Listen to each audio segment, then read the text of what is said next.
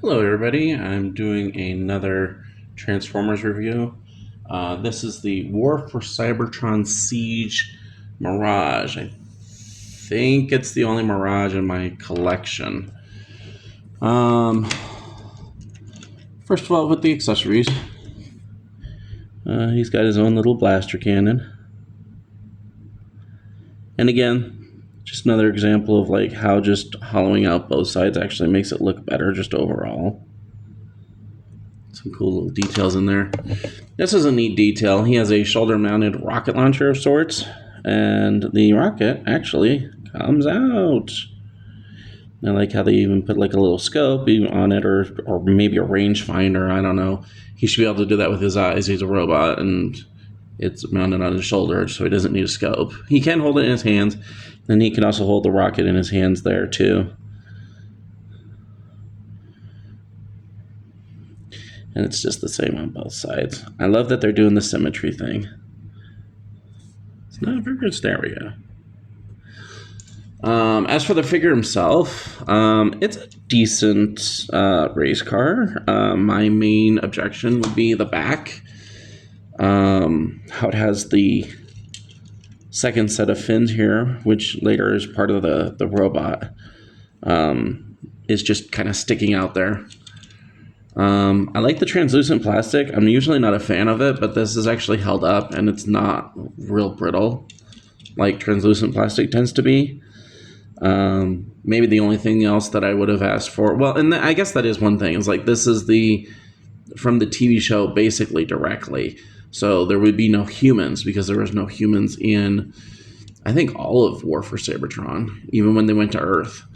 And it's actually very true to that design. I think the front fins look a little weird. I think they should be turned the other way, like swapped, cut off, swapped, and turned around.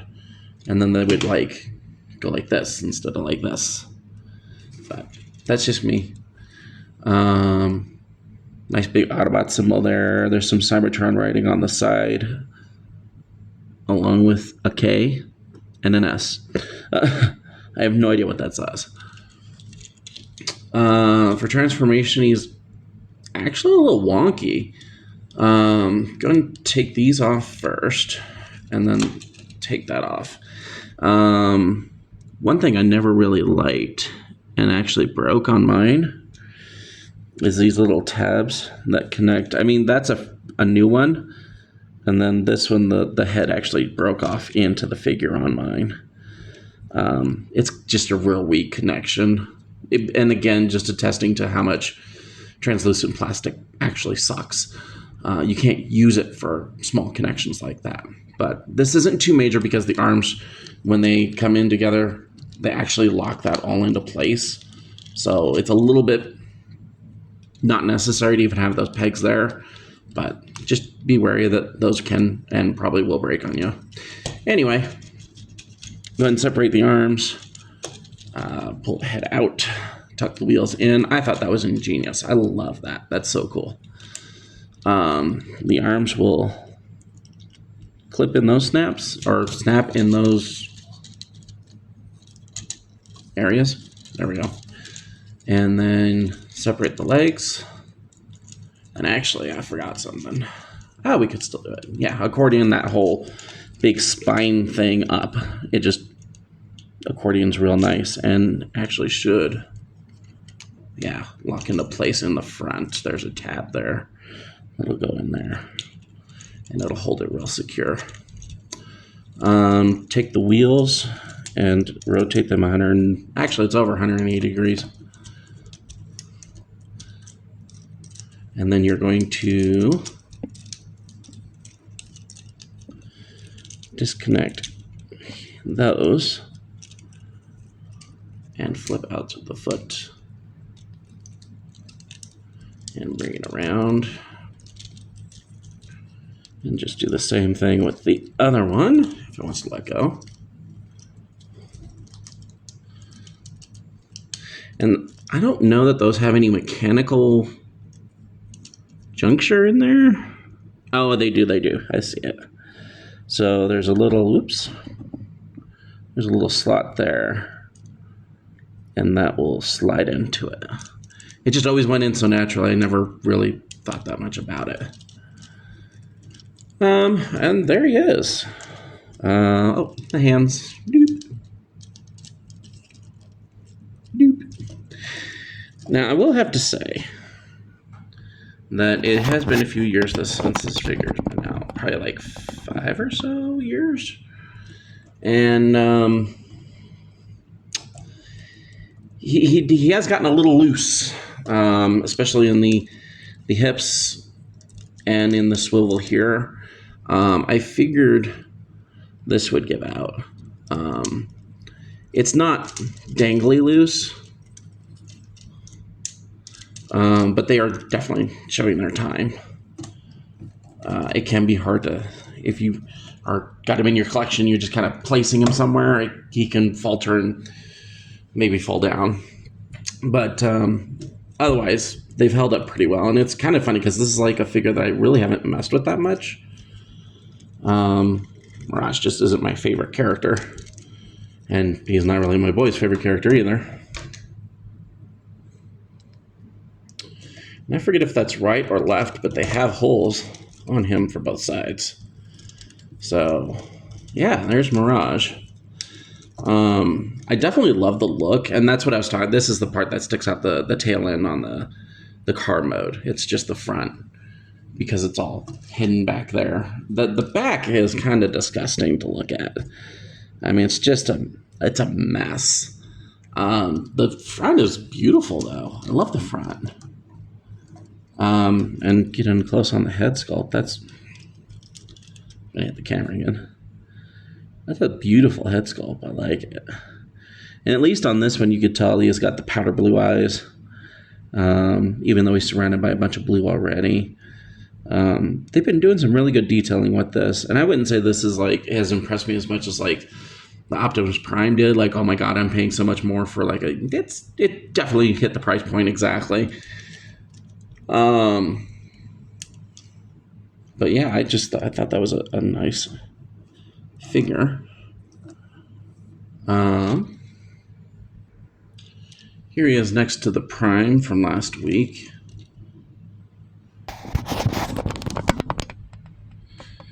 Which he should be significantly shorter in my opinion. So that scales about right.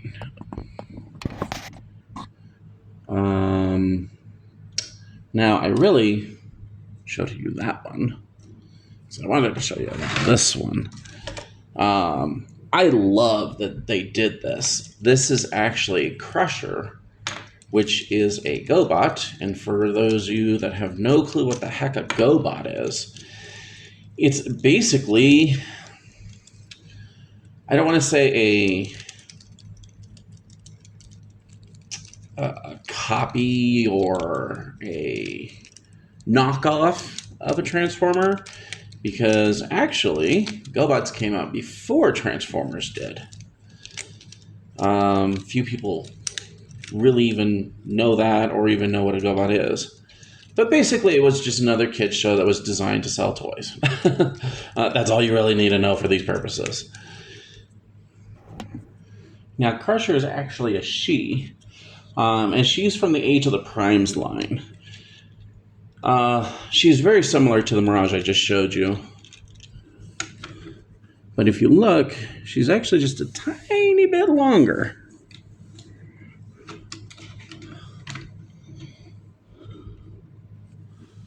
And that's because she transforms ever so slightly different.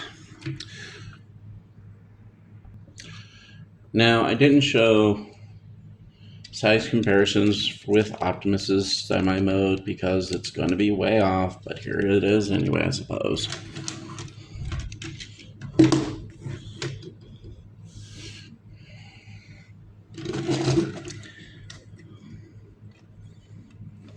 Yeah, it just doesn't work. The semi should be way bigger. You could actually carry these in a trailer that an actual semi carries. So yeah, these are a little bit more beefier than they should be, but whatever, it's okay. We're not going to gripe too much about that. Anyway, for Crusher, So yeah, they and you can tell just by looking underneath, they designed her ever so slightly. She doesn't have this spine, so it does something just slightly different. We'll get into that. We'll actually start there. And her fins on top actually connect differently also to make up for the gap, whereas his arms are tucked in an L shape. Hers are squeezed into more of a Y shape. And they don't splay open like this. They just rotate around, which I think I almost like better. It's just a little bit more handy. I don't know. I guess for Mirage it works. For practicality's sake and just making something into a F1 racer, I think this looks better. I also like the extended length, and actually something else they did too, kind of was talking about humans, is they made it this open cockpit as opposed to just having the shielded overlay. There are some minor differences. The front, this is more what I was talking about. Like this should angle back and have the flat edge, which they had made both pieces angled. But if you were going to have a flat edge, the flat edge should be back here. But whatever. They added an extra spoke. This is dual spoke. This is tri-spoke on the wheels. Obviously, there's no translucent plastic. The wheels are exactly the same. They did some remolding on the feet side. You can see that. These are the feet. I don't know if that helps. It does a little bit. And obviously the backs are entirely different. This is a nice little thing they did too. This is on the back side of the head. They added an engine-looking piece while everything was all in its weird, configurations. So anyway, to continue transformation, go ahead and pop that up. It did on its own. And then separate these, and those are her arms. Bring them up and around, up, and around. Go ahead and disconnect your wheels from each other. They actually have slides. They'll slide in. And she's kind of the same way, like you can turn these around. That's one thing I did notice with her. She's a lot tighter in everything. Of course, I just bought this like maybe last month. So I just kind of noticed that anyway. Like that joint is really tight.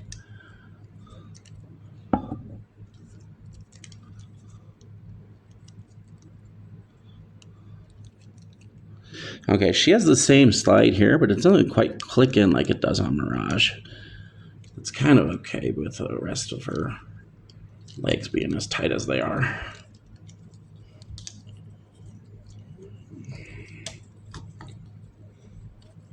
And then, oh, gumdrops, I didn't break it this time. Every time I've transformed it, the stupid wheels have fallen out. Yeah, so instead of having the big spine thing, they just have this little piece here and then this little latch here. And that holds the head in. That engine piece is actually on the back side of the head, or the underside of the head. And then just clip that back in. Put the tires back in to the back, just like the other one. Or no, don't rotate. I keep wanting to rotate it around. So then you just collapse this tiny little piece, and it'll connect, and it should. That did connect, but I'm not sure what connected again. I think I see it. I think it's these little connect in here somehow or another. Or no. I see it. There's this little fleck right there. And then there's right by the tire. Those go in there. So it's not as... Yeah, that's what it is. Okay. So then swing the arms around here and then connect them in there. So yeah, her car fins will always be on her shoulders on the downside. With Mirage, you could tilt them up if you really wanted to. And then her hands will come out as well. And she has the same weapons as Mirage, except hers are all black, which is fine. She does not have the posts in her shoulders to connect it to make it a shoulder-mounted weapon, so both of hers are handheld.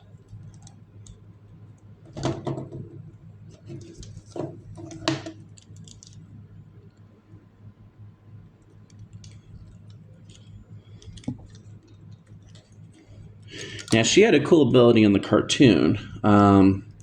Her voice was like, once you hear it, it's just like you won't get that out of your head. It's so grainy and kind of high pitched, and she laughed a lot, which was really annoying, but it was really cool for the character. She also would stomp on the ground, and I don't remember if it was like electricity or like a little mini earthquake or whatever, but like a blast of some sort would come from her stomping on the ground. So there she is. And she's the same height as Mirage because everything tucks in the exact same way. So she'll also compare with Prime in the same way. As for the head sculpt, I'm kind of on the fence on this one. Like, I don't like how they basically split it here right under the nose and then made all this other stuff sink in. I think they could have done better with it. She did have a hooded type head in the original cartoon. I wish I had the original figure. It would have been about yay big. I know that looks big on the screen. It probably would have came up to her hips. The GoBots just weren't that big. And they were usually made out of, no, they were plastic. I think they had more metal on them than some of the Transformers back in the day.